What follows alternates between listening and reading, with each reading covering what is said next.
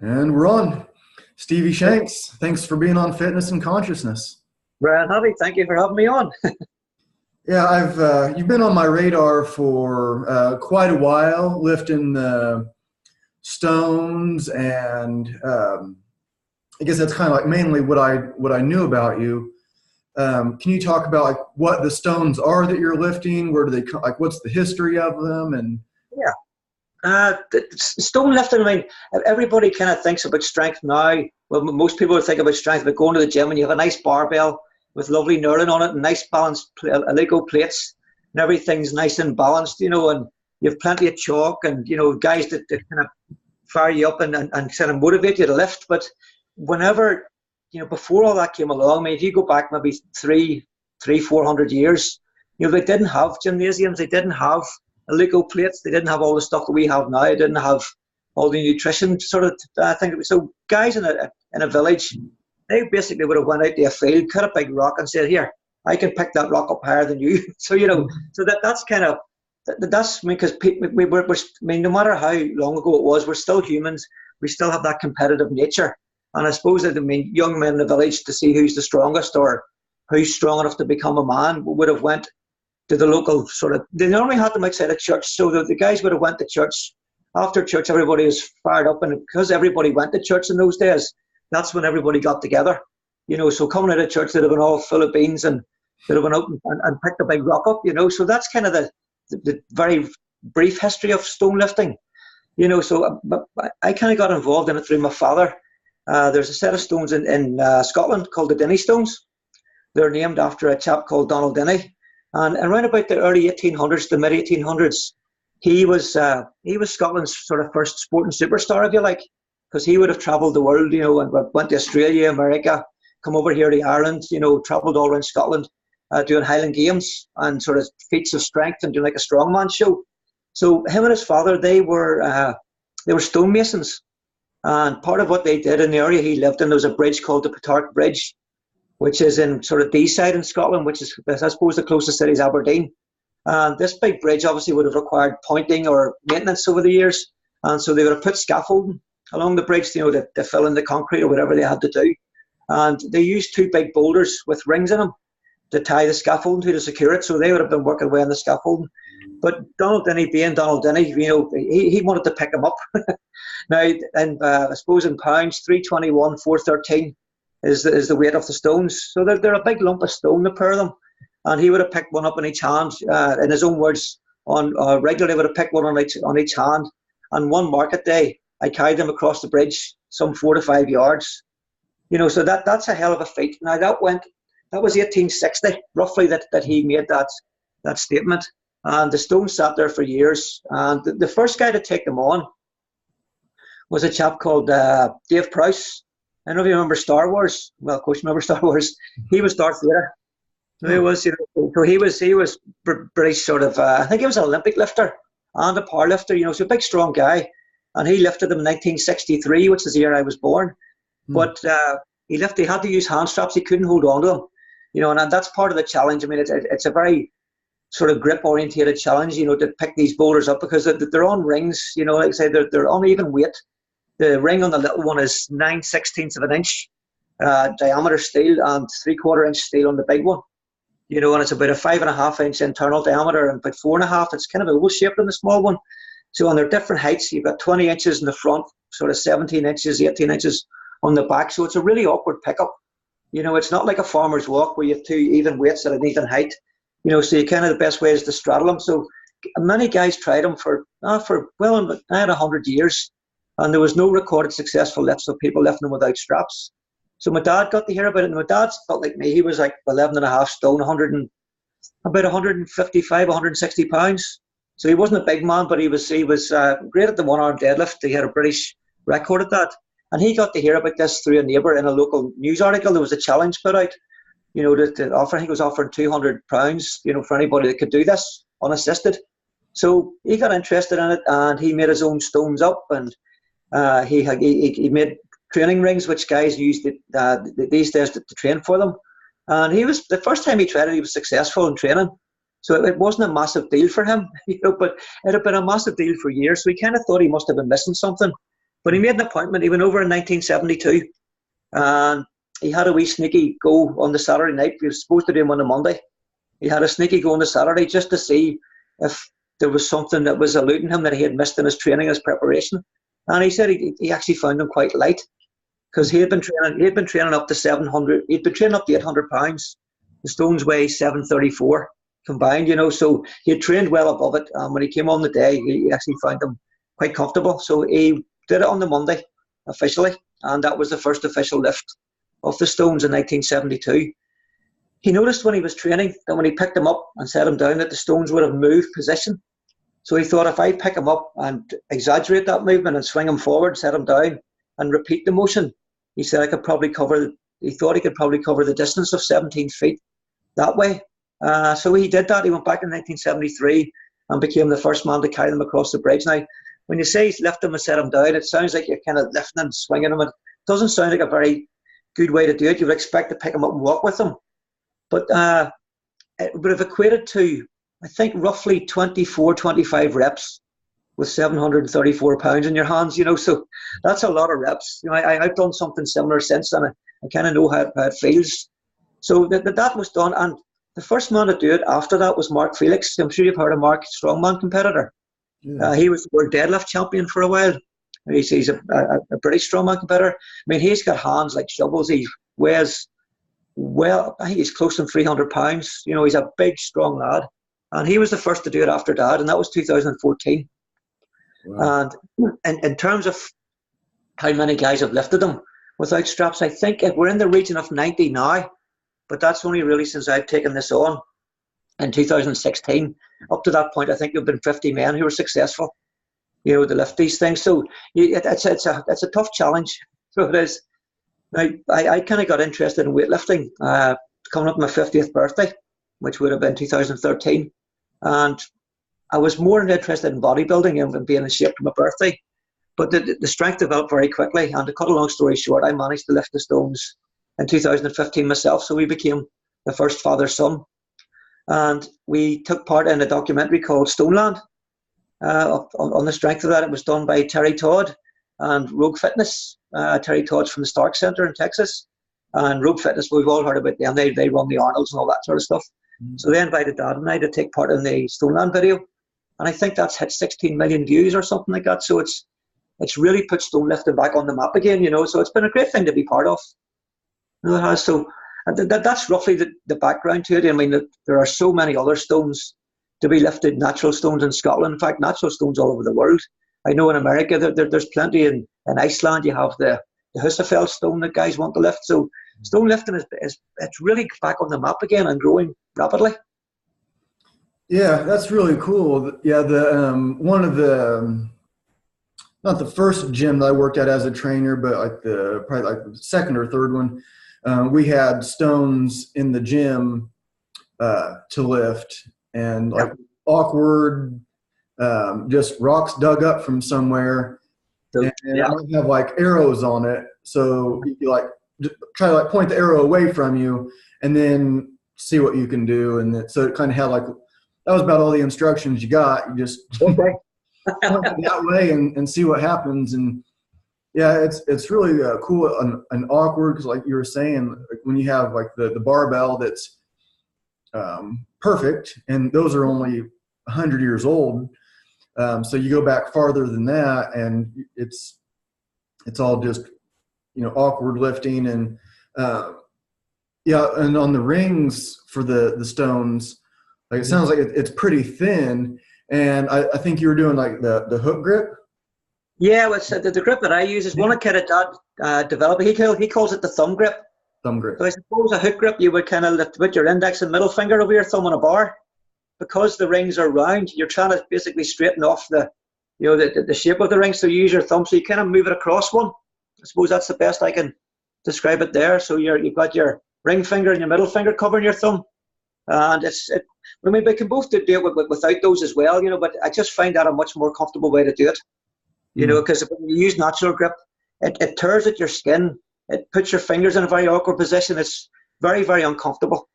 It is. I mean, Dad's grip was super strong. I mean, he could lift, I think it was 970 pounds was the best he done. You know, and it was his back gave out, not his grip. You know, I wouldn't be anywhere near as strong as that. But I really prefer the thumb grip, you know, because it gives you a good solid grip on the stones. Now that's ringed stones, obviously. It is. I mean, you have so many other different types, like you say, just rocks. You know, and a good story about the Atlas stones that are around now. There's a stone in Scotland called the Inver stone, discovered like the Dinnie Stones by David Webster, he turns 90 this year, but he's been hugely involved in World's Strongest Man, the Arnolds, you know, Scottish strength history basically over the last, I don't know, probably about 70 odd years. He discovered a stone called the Inver stone. The Inver stone is egg-shaped. It's 265 pounds of granite, and so there's nothing to grip on it. You know, you just basically put your hands on it and grasp your forearms and lift it. And it was one of the old sort of manhood stones in Scotland where the challenge was to lift it off the ground and place it on a wall at waist height. And that was the manhood challenge. You got the feather in your cap if you were successful. From the Inver stone came the McGlashan stones, which were used in World's Strongest Man round about the time of Bill Kazmaier and John Paul Sigmarsson. And they had these McGlashan stones. They put them on their barrel at waist height to kind of simulate the Inver stone lift. And then from the McGlashan stones developed the Atlas stones, which we know now. You know, so all of that comes from like one little stone sits in the middle of a field in Scotland. You know, it's pretty cool history. Yeah, that is really neat. And yeah, I've been, I guess, into it since I was a little kid, going out to the woods with my dad and going out by like we usually like walk along the creek bed or something like that, and just try to like pick up big rocks or logs and throw them, and just it's like such a like natural thing to do. I think when you're kind of like in the if you're inclined, I mean, maybe it's not super common, but I guess like the strength thing has been with me since I was a little kid. I was reading like the bodybuilding magazines from the time I was probably like 7 years old, like looking at these guys. I didn't realize they were all on steroids and all that. I didn't understand that at that age. I was just like, wow, look at these guys. And just, yeah, picking up the stones makes it, it's just like a really interesting, like natural thing. Like, can you, and easily like be competitive. And so when you lift them, like what do you work on now? Like, is there another set of stones that you haven't been able to lift yet that you have your eye on? Well, I suppose my focus has really been on the Dinnie stones and ring type stones. You know, like my dad's stones are 800 pounds. I have my own ones from Scotland, which weigh about 600 that I used to play with, you know, when I'm in training. So that's really been my focus, you know, pretty much since I started training. And I've run an event called The Gathering, which I'll come back to The Gathering later on. And I kind of thought, I've done so much with the Dinnie stones now, you know, there's no point keep going back and lifting them again and again and again. You know, people get bored looking at you doing it. And at some point I'm going to hurt myself, I think, you know, because of the weight of them. And there's so many other different types of stone challenge out there, you know, like that Inver stone. I mean, I had to go at it once with no training, and I managed to break the ground with it. And the Scottish call that putting the wind under the stone. Because I suppose if you imagine again in your village, I mean, not everybody's as strong as Bill Kazmaier or Thor Bjornsson, you know, don't all have that super strength. You know, so if you expected everybody to kind of shoulder a 300-pound stone, it's not going to happen. So nobody's going to become a man. You know, they obviously allowed, you know, that the tradition was if you can break the ground with a heavy stone, then that gets you the feather in your cap and you go from boyhood into manhood, you know. But there are so many of those stones around Scotland. I mean, I think I'm aware of a dozen that I want to do, but my mate Martin Janksics, who studies this, said there's like 30, maybe 40. And then they're finding new ones all the time. And I'm researching stone lifting in Ireland because we're Celts as well as the Scots. And I know that Donald Dinnie would have come over to Ireland to compete against us and one thing and another. So I've got about 5 leagues of stones over here that I'm trying to track down. And I think maybe in the next month or so, I'll have at least 2 of them, I think.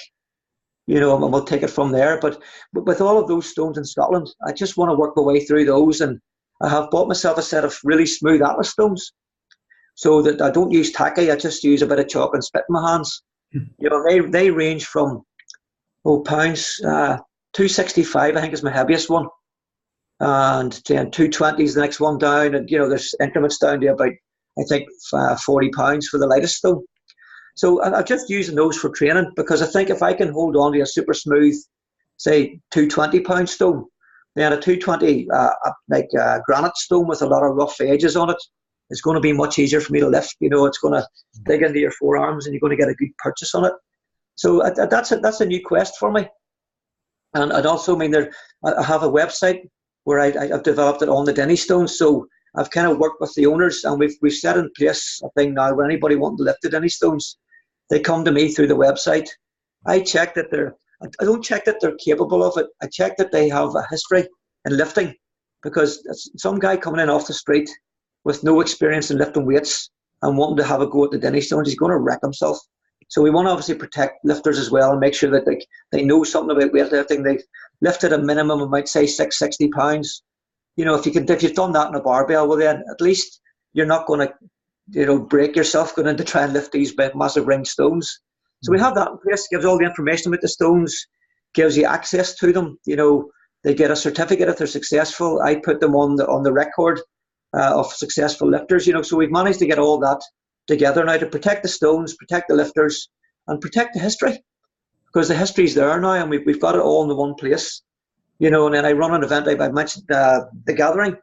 When we did Stoneland, there was 7. It was my dad, myself, and about 4 or 5 other lifters. Doug Crawford, Martin Janksix, David Webster was there, Jan Todd, who was the first lady to ever lift them. We were all in the one place, and it was lovely. All sort of experiencing our own stories and swapping, our experience of the stones. So I thought, wouldn't it be lovely if all the lifters who'd ever lifted them came together on one day with the stones and talked about it, or if they were still capable, had a wee pull at them, So in 2017, last year, I ran the Dinnie Stones gathering, and I think we had 32 previous lifters of the 50 that had done it. So it was an amazing day, and we had then some new lifters came along, and that was kind of a one-off, because I really wanted to do that for the lifters. But David Webster had always wanted to run a National Donald Dinnie Day. So I spoke to David afterwards, and I said, look, how do you fancy about combining my idea and your idea into one, and we get the Dinnie Stones featured, and we celebrate the life of Donald Dinnie? And David jumped at it. He thought it was a great idea. So we had the first Donald Dinnie Day in August this year, and we had guys from America, Australia, Europe. We had the first full lift by a lady. Jan Todd got a partial. There's a girl called Lee Holland Kane, came from Australia, and we've allowed ladies to use straps for now, because there has been no lady participation since 1979. So we wanted, obviously, we want to grow this, and we don't want the ladies to feel that's too big a challenge. We can't do it. But I think the minute one lady does it without straps, the floodgates will open. They already have. Lee's lift has went viral. So the whole gathering idea on the Donald Dinnie Day, on our first year, we've made history already. So I think going forward, the thing can only grow, So it's been fabulous.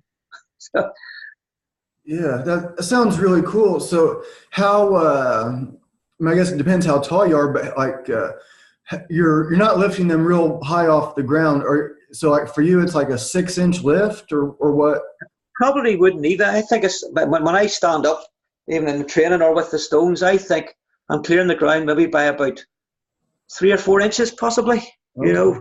My dad, I'm 5'8", and my dad was 5'11", so he was 3 inches taller than me, but a lot stronger as well.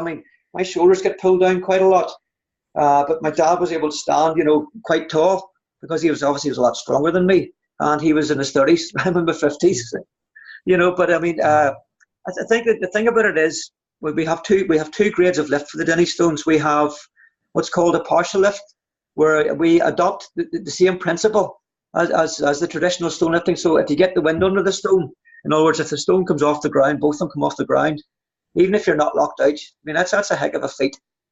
So we award a partial lift, and if you're fully locked out and you hold the stones for a couple of seconds, well, that'll be recorded as a full lift. Guys can't use straps anymore, because guys should be strong enough to lift it, to meet the challenge. Ladies currently can use straps, and it's the same principles of wind under the stone or a full lift. But Lee has done it now, and I have another 4 ladies have contacted me who are currently training for the Stones. And there's one, Anika, she wants to do it without straps. So, and obviously Lee wants to come back next year and do it without straps. So it's massive. It is, do you know Kirsten Moore? I know Kirsten well. Yes, Okay, yeah, she's who I was thinking of. If I don't know how close she would be, but I know she's a very strong woman. So I wondered if she might be. She's a candidate. She contacted me last year. We've become friends now, so I've met her at a competition and whatnot recently. But she contacted me last year. She was interested in having a go. I've 2 sets of rings, training rings.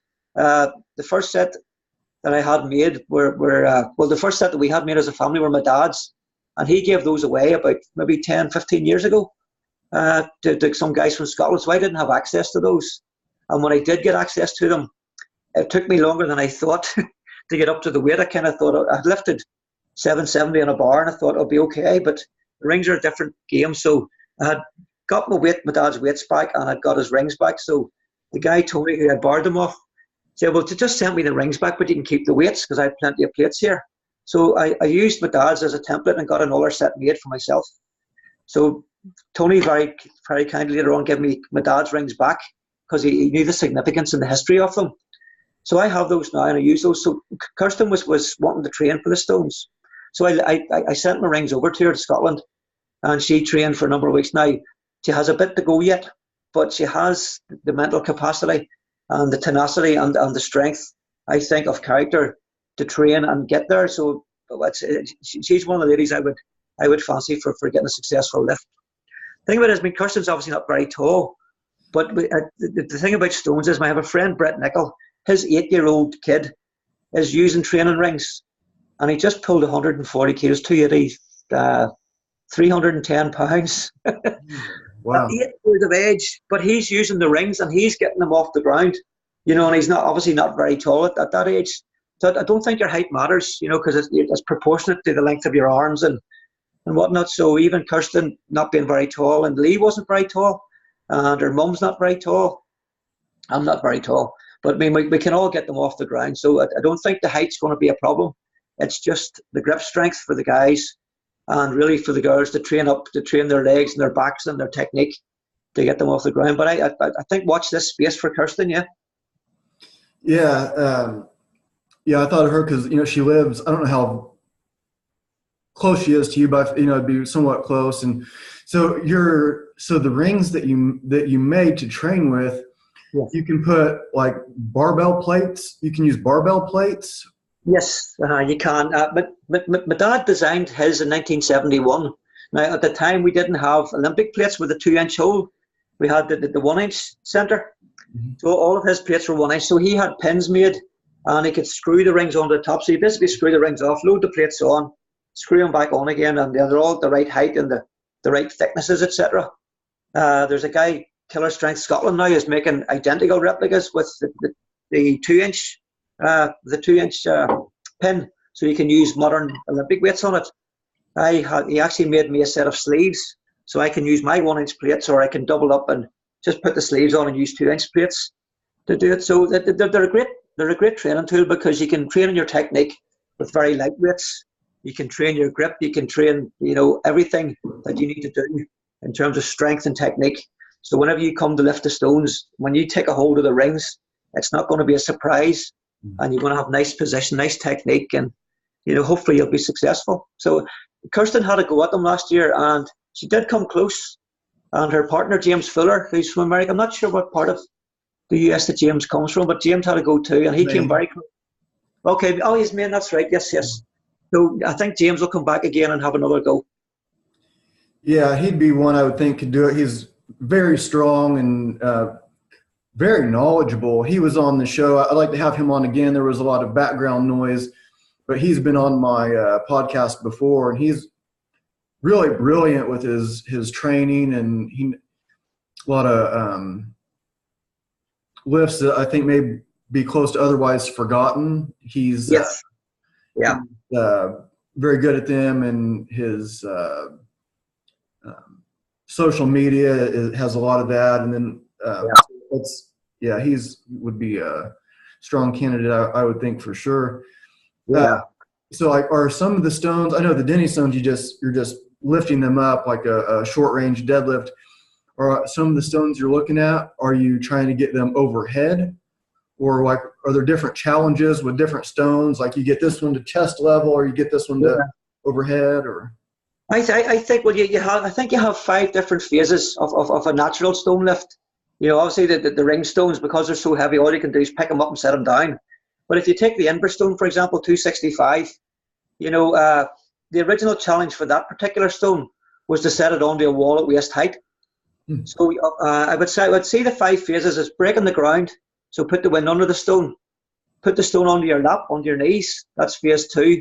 Stand up with it would be phase 3. And I think phase 3 would be where that challenge, if you were going for the strict challenge, that's because when you have it stand up, you set it on the wall, and that's the challenge finished. But then guys being guys want to push it a bit further. And with my research on Irish stone lifting, they wanted to throw the stone off the back of their shoulder. So that would be phase 4. When you get stand up, then you obviously shoulder the stone. And then you have the monsters of this world who can press it overhead. There's a chap over here called Andrew Kearney. And you can see his video on YouTube of him pressing the Inver stone. And I mean, it's like picking up a rugby ball and just pressing it, like a soccer ball, pressing it over his head. It was so easy for him. Bill Kazmaier was the first to do it. He did it in 1979 with the Inver stone. And there's many guys have done it since, like Luke Reynolds from Australia. Guys like him that have all pressed it. So that's your 5 phases. Break the ground, under your knees, stand up, on the shoulder, and overhead. But for me, man, I'm only 155 pounds, so I'm not going to be pressing 265 pound stones. But if I can meet the challenge of that particular stone, for example, the Inver stones, put it on a wall at waist height. I want to go and do that. So that's my focus over maybe the next 2 years. Is that there's 12 stones I've identified, and I'll maybe go over and do 1 or 2 at a time and come back and then go and do the next 2. And I like to finish off with the Inver stone. Yeah. Something you mentioned earlier, you said, how old are you now? I'm 50. I just turned 55 last week. So I'm 39. I'll be 40 in April. Yeah. And so like part of what I'm thinking of is, I want to get stronger. I'm going for my Strong First Level 2 certification in April. It's the day on my birthday. I'm a Strong First Level 1 instructor now. I have been for over 3 years. So the next certification, I'm going to go do my Level 2. Okay. But part of what I'm thinking of is, and I'm doing it on my 40th birthday, which is an interesting thing. And like a lot of guys are declining at 40. So some of the people that I'm trying to study are people that hit 40 and they're still getting better. And it's like, what are you doing or not doing that allows you to get better without getting hurt? Okay, well, I think in terms of being in your 40s, I think, if you're going to be an athlete like a soccer player or, like an American football player, I mean, I think agility and recovery, all of those things plays a big part in it. And for me, particularly now with the weight of the training I'm doing, I'm training really heavy. I build in proper recovery time. I wouldn't train 3-4 times a week, like younger guys can do. I train twice a week.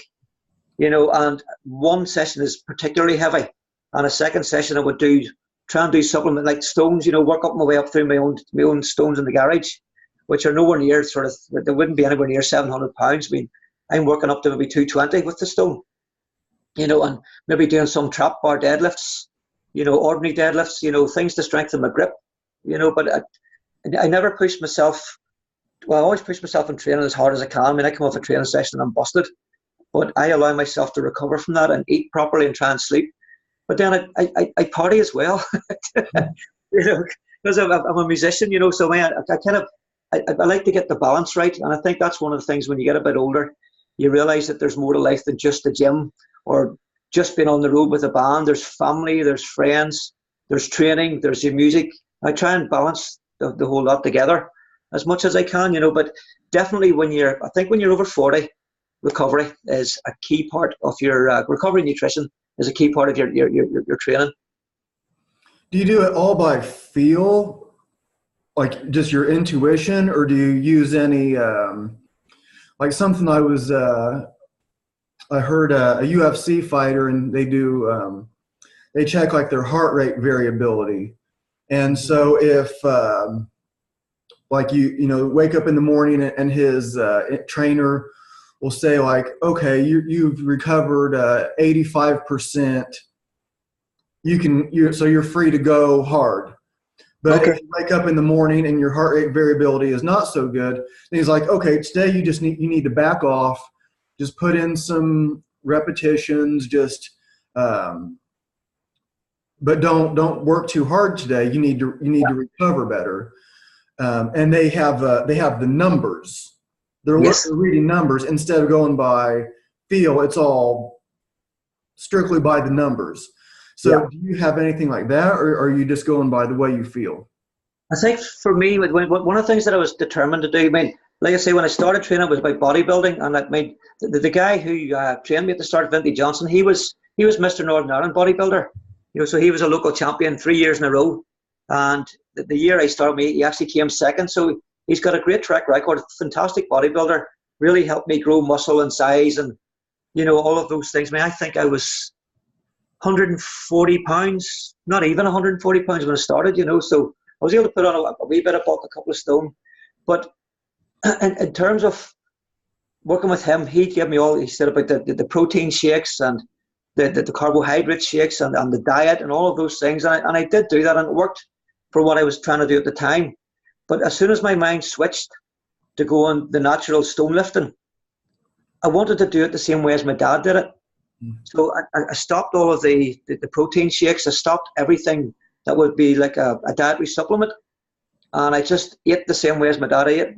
I made sure I ate my breakfast, ate my lunch, ate my dinner, and have something before I go to bed. I eat properly and regularly. But I stopped all of the supplementary stuff, because when I look back on it, I want to look back and say that I did it naturally and the same way as dad did it. It's probably silly, because there's probably a lot of stuff I could take, even from the local, chemist or sort of health shop that would help me.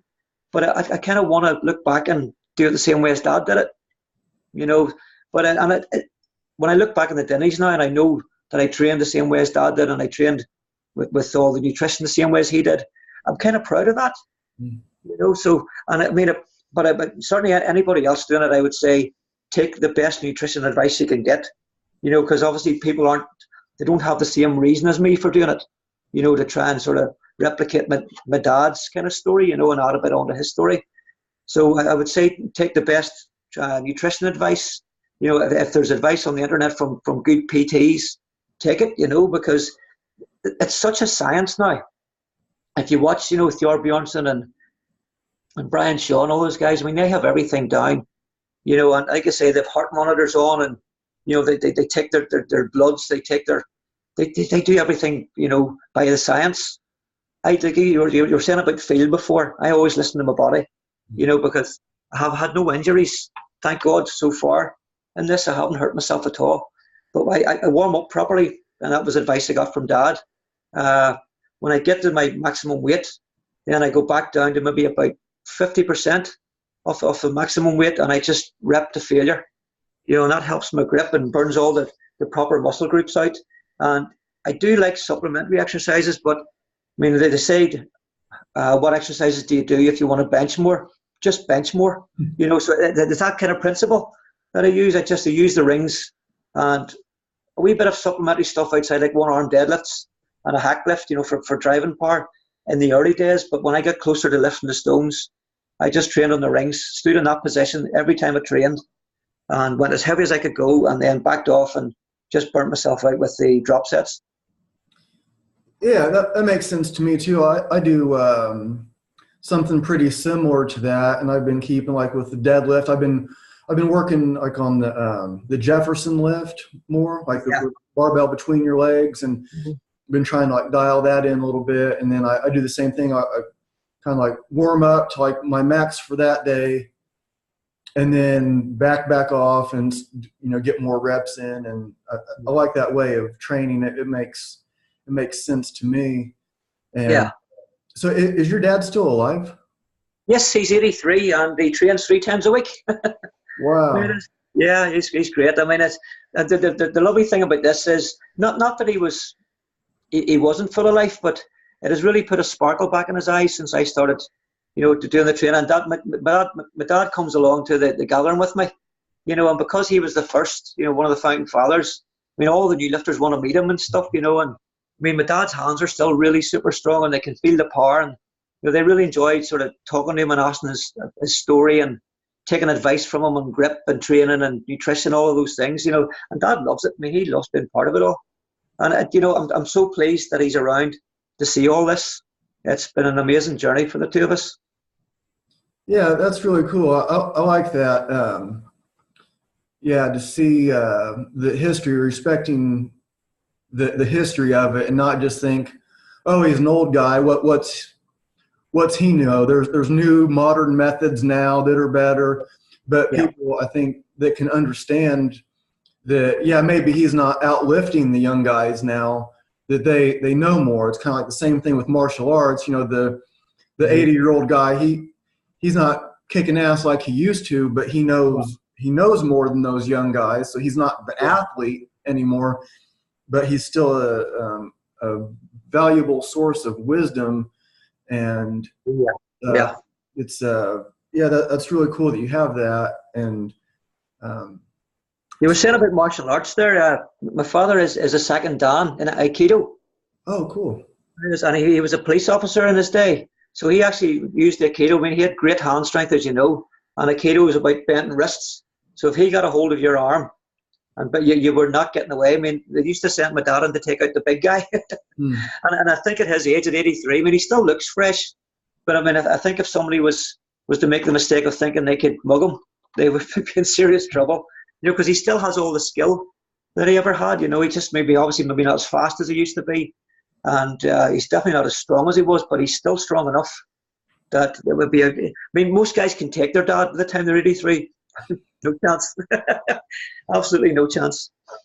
Yeah, that's really cool. I think probably because I think the UFC has done a lot of good, like to show like what really works in martial arts. But people, I think, can sometimes look at Aikido and think, well, that's not real. That's not going to look right. But at my jiu-jitsu class, I train like traditional Japanese jiu-jitsu. I've done Brazilian jiu-jitsu also. But the traditional class, some of our throws looked like Aikido throws. Yes. And so we're doing the wrist locks, and we're doing all that. And I think when, like, there were cops that liked the class, and I think like when you watch like the TV show Cops on TV, or you see like what cops are really doing, a lot of it is Aikido, because they want in Aikido, your opponent ends up face down with his arm twisted behind his back. Yes. So of course, a cop on the street, he's not going to do some throw and the guy goes flying and rolls out of it perfectly. Yeah. That's just like the way you practice. That's the way you show. That's a different thing. But that practical Aikido is they're face down, which is the safest way for them to be for you.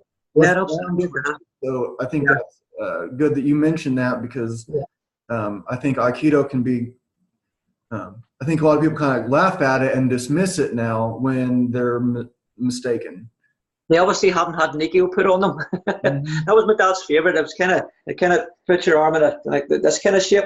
And he would have used, he developed what he called practical Aikido for the police force, and it was for arrest techniques. And it's one thing having a guy on the ground, but you need to get him into the Land Rover or into the station. So he would have walked guys out in their tiptoes by putting this and pulling up, and the guy would have come up, and they would have come in like a lamb, and particularly with his power. I mean, they were never going to escape his grip, but I think the grip strength in association with the skill, it was deadly, absolutely deadly. It was, and I mean, I think the police over here still use it. He developed that in the 70s, and they still use it over here now, for arrest techniques. And because you're not hitting anybody, there's no physical violence as such. You're using the guy's power against them and kind of putting them into a lock, and then just take them in like a little lamb, set them down, put the cuffs on, see ya. Yeah, that's really cool. My dad used to do that to me too, the wrist lock stuff. Oh, Yeah, I and remember. Uh-huh. yeah, yeah. One of the cops at my jujitsu class, he used to do like undercover narcotics in the '80s, and he was a real super tough guy. But before he started jujitsu, he was more of like a taekwondo guy or something like that. So he would arrest people, and he's like, well, when it got to court, though, it didn't look good because he'd punch somebody in the nose. Their nose would be broke, their eyes would be all black. So Uh-huh. they get to court, and it doesn't look good. But No. in jiu-jitsu, you can hurt somebody just as bad. They get to court, and they look fine. They look like Yeah. nothing happened, but really, Tourist. yeah, they're yeah. So having that's really cool that he did that, and they're still using it because it certainly is an effective way. And I think the UFC being as popular as it is, it showed a lot of like what is not effective. You know, Yes. effective ways to train, but then there's some misconception of like Aikido. Yeah, it's not going to look like the training hall when they're doing Aikido, where the guy flies perfectly, Yeah, but yeah, those yeah. techniques they work. I mean, Oh, they they work, man, they do. Yeah, yeah. Mhm. Yeah, Steven Seagal. That was his main one was he was an Aikido advocate, and I mean he looks great in his movies. But a lot of those moves I recognise him from watching Dad over the years. Mhm. You know, and I can feel the pain in a lot of those. 'Cause he used to practice them on me when he came home. Yeah, So that's probably why I've got such strong wrists now. You know. yeah. Steven Skull was one of my favorites. I always thought he had like really cool movies, and a lot of his moves looked like the stuff I would do at jujitsu class and stuff my dad would do to me also. And my dad would take me to his movies when I was really young, go to the check them out, and um, yeah, that's really neat. So um, you mentioned like being a musician. Like, what kind of music are you playing? Are you playing like in bands and going out places? And like, what are you? Yeah, goodness, I've been playing in bands now for I think it must be about 36 years. I've been playing in bands. I'm a drummer. Play a wee bit of guitar as well, but mainly drums. For the last 26 years, I've been playing in a Queen tribute band. So we Oh, play all Queen Freddie Mercury music. Oh, it's been great. We've been all over the world with it, you know. So it's been quite successful because everybody loves Queen. I mean, I think Queen's probably one of the most popular bands who's ever been around ever, you know. And next month, I think it is October, they're releasing the Queen movie. So we've been invited to perform at the premiere of that. So that's exciting. I'm looking forward to that. You know, we've been across the Atlantic City and performed over there in one of the big Tropicana casinos and stuff. You know, so that's good because it gets you out and about a bit. You know, it does. But we mainly play in Ireland because, you know, when you get a bit older, you realise, you know, when you're a kid, you want to travel the world, you know, and play music all over the world. But then you realise that traveling to America means getting on a plane, getting all your equipment organised, getting met over there, and all the traveling, and then you get into the theatre, and it's exactly the same as a theatre at home. So if I give you a theatre that's like half an hour's drive from here, you know, it's still the same thing, and we get a great night, you know, with people who love Queen. Or you can travel for 9 hours to America and, you know, turn up and the equipment's wrong and everything's, you know. So we just keep it to Ireland and the UK now. But it's great fun. We absolutely love it. You know, and they're like my brothers, the guys in the band, you know, because we're more like a family now than, you know, just guys who play music together. You know, I mean, the music part was great, obviously, and you know, we put on a reasonably good show because we're 26 years on. You know, people are still coming to see us, so we must be doing something right. But the music's so good. I mean, it's Queen, you know, so it's great fun. And yeah. I think we were talking earlier on there. You know, I think being a drummer and being a stone lifter, I think they go hand in hand because you need to be a wee bit crazy to do those. To do so. I think that the drummer craziness kind of comes out of me when I'm faced with a big stone. Yeah, yeah. You said something, I think, before we started recording about how you're 55, but you don't want to act like it, and like I think that. So you want to just kind of like speak on that, like what do you think that does for you to like still Yeah, do well, these? I think, I mean, my whole life, even when I was at school, and since I left school and up down to my 50s, I've always had something I wanted to do or be better at. You know, for example, with the band, you know, when you would play a theatre that you used to go and see bands in when you were a kid. So you're like, you have an ambition to play there.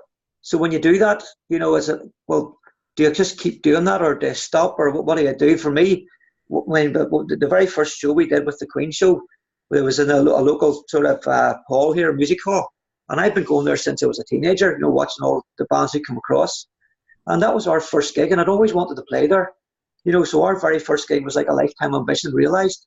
So that kind of made me realise, you know, that, well, what do you do next then, you know? So I always want to take it to the next level. You know, if we play a theatre, doesn't matter what size it is, I want to do a bigger one. You know, I don't want to do it again and again and again. I want to keep taking the show up to the next level. And it's the same, I suppose, with Stones and with weights. I mean, you talked about James Fuller. James lifts for the USAWA. I lift for those guys too. So it's what you call odd lifts, all the all-round lifting. You know, so I have 19 world records in that. You know, and things like the Jefferson lift and the hack lift and the one-arm deadlift and Zercher lifts, all of those kind of things. So there's all of those to do, and I've managed to get 19 under my belt. Wow. But now that I've turned 55, that's a clean sheet, you know, of the 55 plus records. You know, so for me, as well as the stone lifting, I mean, I can repeat all of the records that I've got at over 50. I can get them all in the over 55. I kind of go between, in kilos, it's sort of 69 to 71 kilos, which is, I suppose, between 150 to 160 pounds, and that kind of, so I can shift between two weight groups. You know, so there's a ton of stuff that I can do there, you know, in terms of getting more records and chasing the stones. So for me, it's turning 55 is not like hitting the downward spiral. It's a whole new opportunity for me, you know, and it motivates me. And I think if I didn't have records to chase, or I didn't have a bigger venue to play with the band, or a heavier set of stones to lift, I think I would start, you know, acting my age and stuff, you know. But right now, I'd still want to party. I still want to hang out with my wife. I still want to take my dog for a walk, you know, and I want to lift heavy stones and play gigs. I don't think any different than I did when I was in my 20s, you know. And I don't have the same stamina for playing drums and for training that I would have had maybe when I was younger, but everything else is still the same, and in here it still feels the same. Yeah, that's really cool. It is interesting as I'm, you know, creeping towards 40 years old in about 6 months or so, and like a buddy of mine that I train martial arts with, he just turned 24, right? And I have a daughter that's 20. So wow. It's kind of weird to like look at him, and yeah, he's my friend. We train together, but yeah. When I look at him, I don't feel like I look a lot older than him. I don't feel like I'm a lot older than him. But it's like my daughter is almost his age. So it's like I kind of wonder, what do I look like to him? Do I look a lot? Like when he looks at me, does he see like this old guy, or like what does what do I? Well, I think, I mean, your age is reflected by how you conduct yourself. You know, I mean, I know that my guys tell me that I don't look 55. I certainly don't act 55, you know, and I get that. I understand that. But I mean, the whole age thing, I mean, certainly in terms of strength, okay, I'll give you an example. My father started training when he was 17, and he trained his whole life. So he has been training since he was 17, and he still does it. He didn't reach his peak for physical strength until he was 49. He did 970 on a Jefferson lift, but it was like a partial Jefferson lift. He did 938.5 pounds on the rings, on the Dinnie training rings. He loaded up to 938.5. You know, and now when he turned 49, he got a touch of high blood pressure, and the doctor then advised him to stop. You know, so he stopped. You know, but I mean, he kept getting stronger up until he was 49. You know, I mean, I've always been strong my whole life. You know, stronger than all my friends and that, but I never trained. So when I started training at 50, man, I'm still stronger now than I've ever been, and I intend to keep getting stronger. I don't think that being 55 or even maybe up to I'm 60 is going to stop me. I think so long as I keep having a goal and keep training hard, I think I'll continue to get stronger. That's the plan, anyway. Yeah, it's good to have like people that are kind of like paving the way. They've already been where I've been. So you've already been 40. You've already been 45. And so when I'm looking and like I see these people, like like you or like Bud Jeffries, you may be aware Yeah, of. oh, he's amazing. Bud Jeffries is an amazing guy. Good grief. Yeah, I think he has about 10 years on me. I'm not for sure. And like Steve Potter, um, Yeah. yeah, he's 9 years older than me, Mhm. and I don't think he looks older than me. I don't think so. I don't know what other people might think, but he's stronger than me. He could outlift me. He's better with kettlebells. His mobility is better. Yeah. So I can like look at this and like, okay, if I just like keep doing like what these guys are doing, and I'm not trying to be just like anybody. I mean, Yeah. but as I'm developing my own way and teaching people, like, so I'm teaching martial arts, I'm teaching strength training, and what I'm trying to like teach is like how to um, like get better with age and not have like so many injuries Yeah. that that when somebody gets 50, oh well, they're really in bad shape. They used to be really strong and they used to squat so much and they used to. I'd rather them get 50 and be like, oh, when I can do this now, and I couldn't do that at 45, or I couldn't do that at 40, but now I'm 55.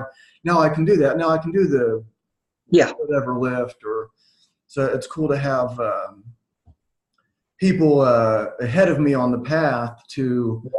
Um, Well, it shows you that it's possible, I think, yeah. to do that. Yeah, I mean, if you look at Bud Jeffries, I mean, he's a great example. My goodness, what I love about Bud is how unorthodox he is in his training. I mean, he'll set a kettlebell on fire and he starts spinning it, and he'll throw an axe behind his back when he's juggling kettlebells, and he'll hit the target as well. I mean, he's unbelievable. Guys like him really inspire me. Yeah. Really do.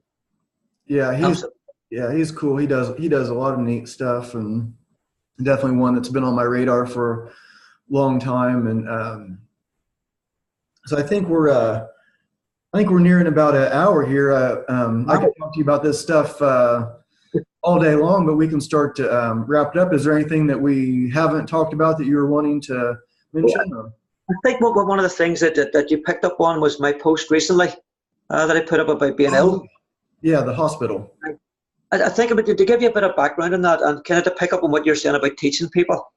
I think one of the things when I teach drums a lot, and I mean, obviously people are coming to me advice on looking at advice now on the Dinnie Stones, and you can teach people the practical stuff. You can teach them all about how to count to 4 and how about rhythm, how rhythm's made up and stuff. One of the things I like to teach people as well is how to conduct themselves as a musician. There's more to it than just turn up and playing your drums. If you're going to be booked for a gig, turn up early. Make sure your gear's in good condition. It sounds good.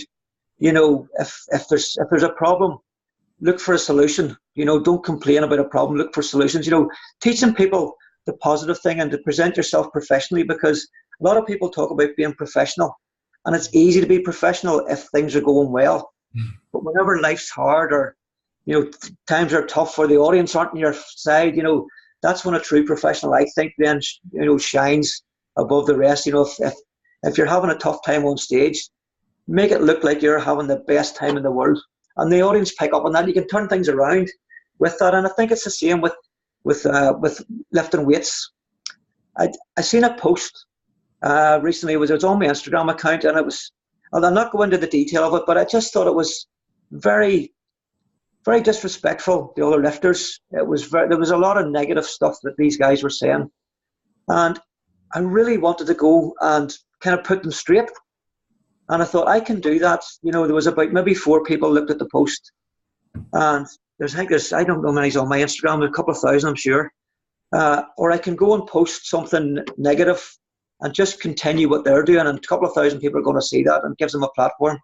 So I decided to put up a nice positive post about what happened to me quite a while ago. And if I had gone the direction of putting a negative comment on and trying to put these guys in their place, I think people would have seen that. Maybe a couple of people would have seen that, and it would have been a very unpleasant exchange. But when I did the other post, I mean, I think there's 850 likes on it, 300 or 400 comments of people getting something positive out of it. So I chose to go down that route. And I generally try to do that. You know, if there's a negative situation, where can you find the positive in that, you know? And I suppose, I mean, to kind of give a background on the story, a number of years ago, I contracted a condition known as Guillain-Barré syndrome. And it attacks your peripheral nervous system. It strips the myelin sheath off. So all of the signals are going there, but they aren't reaching, you know, their extremities, your hands. You don't have any feeling. You have absolutely no strength, and you couldn't squeeze a toothpaste. You can't blink. Your involuntary muscles start to shut down. It's really nasty. I mean, I was completely paralyzed with this. And I was in the hospital, and the doctors had told me, well, you're going to be minimum 3 years in a wheelchair. You know, with rehab, we might get you back on your feet again, but there's no guarantees with this, you know. And it's doctors, you know, when you're in that position, you listen to doctors, you know, because they're professionals, and you say, okay, that's fine. And I think in your mind, you try and find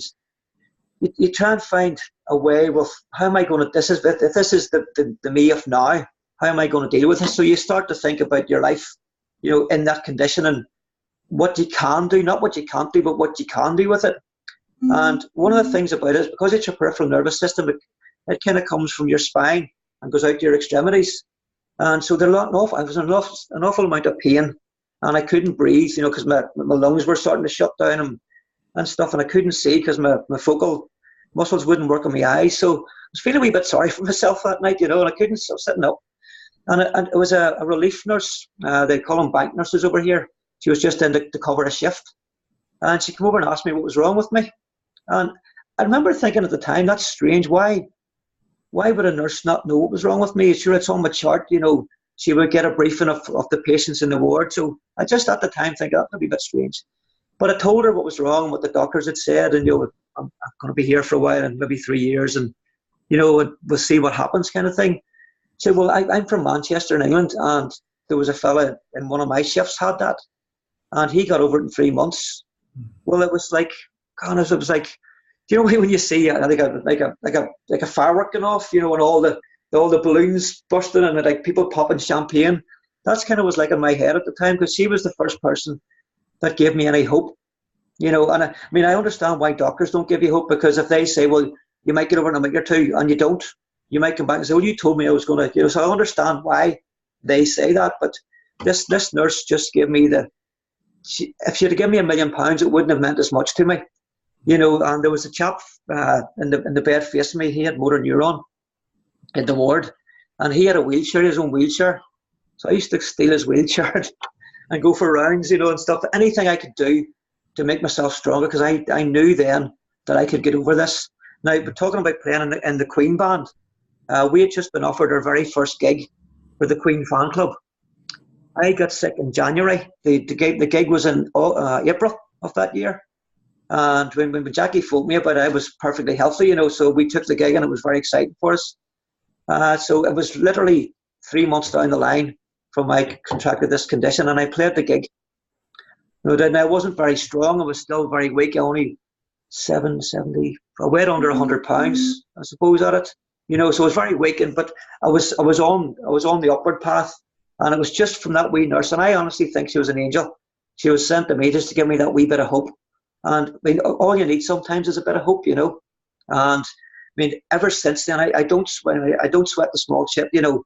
And things like those guys saying that stuff, you know, it's like, man, I don't care. It doesn't affect me, you know. But here, have this. Here's something positive, you know, that you can take from a really negative story. So I always try and turn negatives into positives, you know. I mean, I'm not a superhero, but I mean, I don't let things beat me, you know. And I certainly didn't let that beat me. And I'm very glad in some ways that I experienced it, because I can give people hope, you know, who might be in a similar position. And some of the posts that I got as a result of putting it on, I mean, a fellow lost his father through it.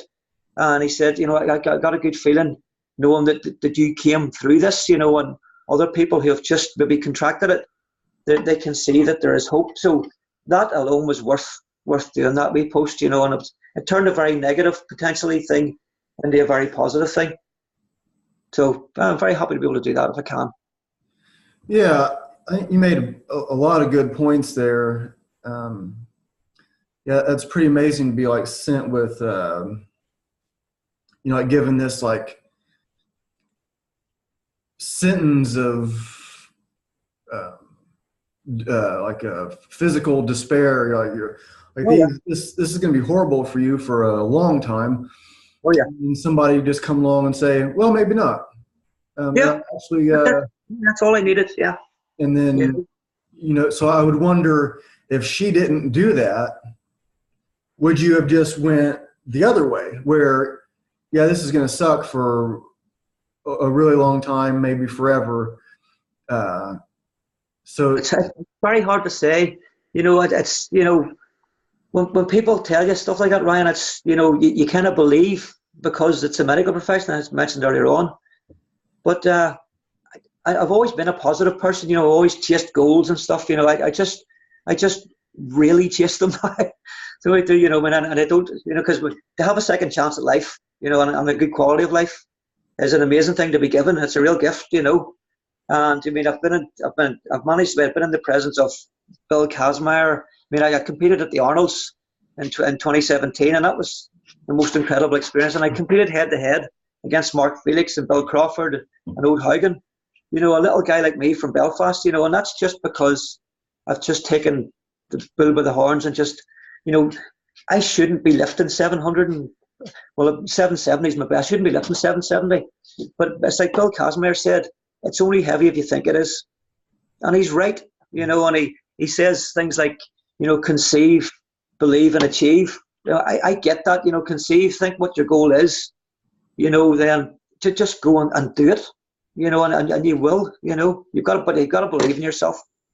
I do think you've got to believe, and the power of the mind's an amazing thing. It really does what it can do. We've seen people overcome things where they shouldn't be able to walk, and their body finds a way because they believe they can.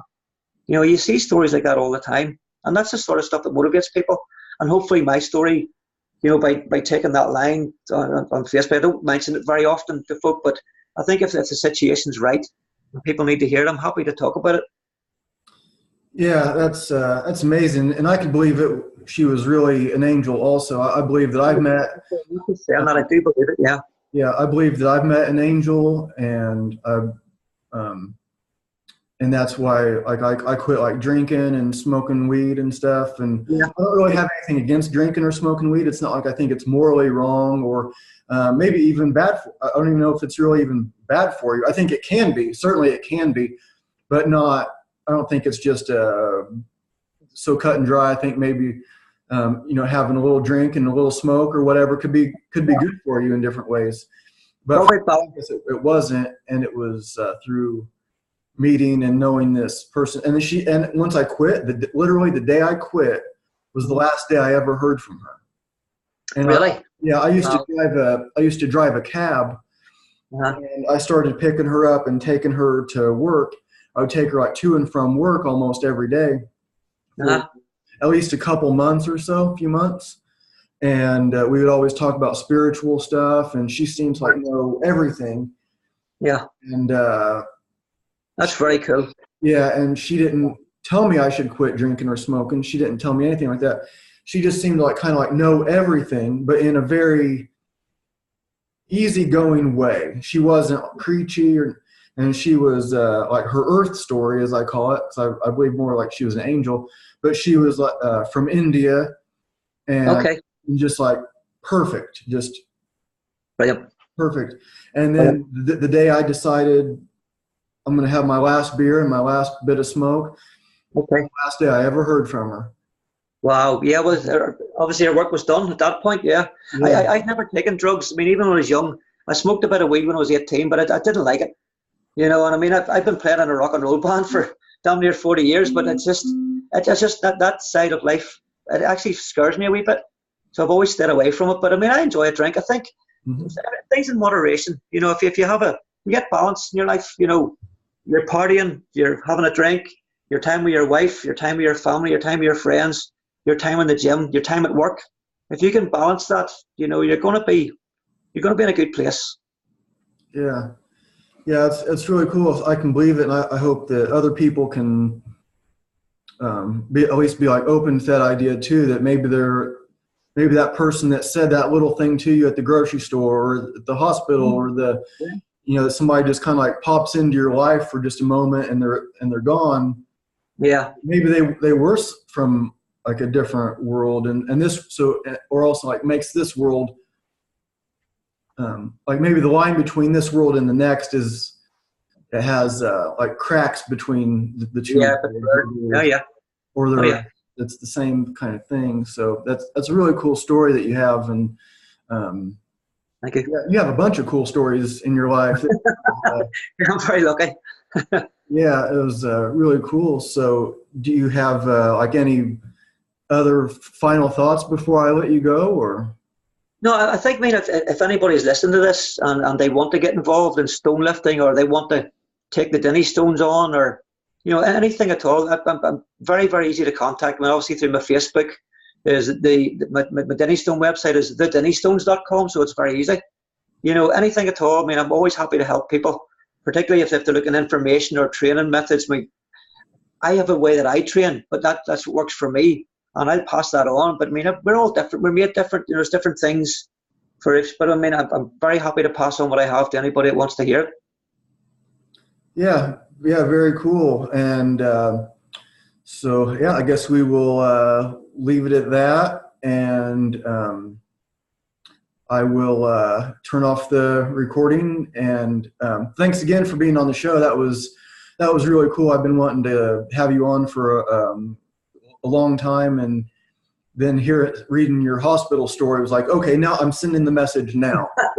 Like before, maybe I wouldn't have known. So I meant to ask you about it earlier, but and I'm glad you reminded me, because that was something I was definitely wanting to get into. So it's like, okay, that now I'm sending the message now, not tomorrow, not. I read that. I'm sending him the message right now. Well, I appreciate you contacting me, Brian. I really do. And thank you for having me on your show. All right, very cool. Well, I will stop the recording, and I'll talk to you for just a second after I hit the stop. Okay, cool.